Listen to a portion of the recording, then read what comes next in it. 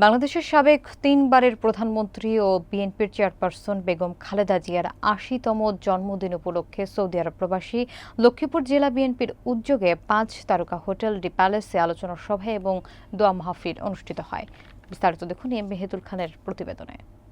সভায় সভাপতিত্ব করেন প্রবাসী লক্ষ্মীপুর জেলা বিএনপি সভাপতি মিনহাজুল ইসলাম এবং পরিচালনা করেন সাধারণ সম্পাদক ফারুক হোসেন পাটুয়ারি। প্রধান অতিথি ছিলেন সৌদি আরব পূর্বাঞ্চল বিএনপির প্রতিষ্ঠাতা এবং সাবেক সাধারণ সম্পাদক প্রবাসী লক্ষ্মীপুর জেলা বিএনপির প্রতিষ্ঠাতা সভাপতি সাংবাদিক ফারুক আহমেদ চান। বিশেষ অতিথি ছিলেন সহসভাপতি কাজী মাসুদ। স্বাগত বক্তব্য দেন সিনিয়র যুগ্ম সাধারণ সম্পাদক আশরাফ উদ্দিন। শুভেচ্ছা বক্তব্য রাখেন উপদেষ্টা রফিক ভুইয়া, আব্দুল আজিজ জাহাঙ্গীর, যুগ্ম সাধারণ সম্পাদক মোবারক হোসেন, সাংগঠনিক সম্পাদক মিজানুর রহমান ভুইয়া, প্রচার সম্পাদক আব্দুর রহিম সহ প্রবাসী নেতাকর্মীরা।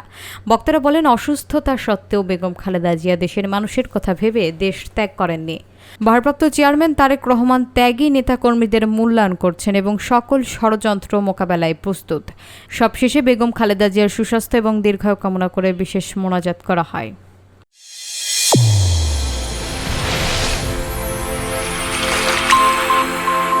চ্যানেল A1 হৃদয়ের স্পন্দন।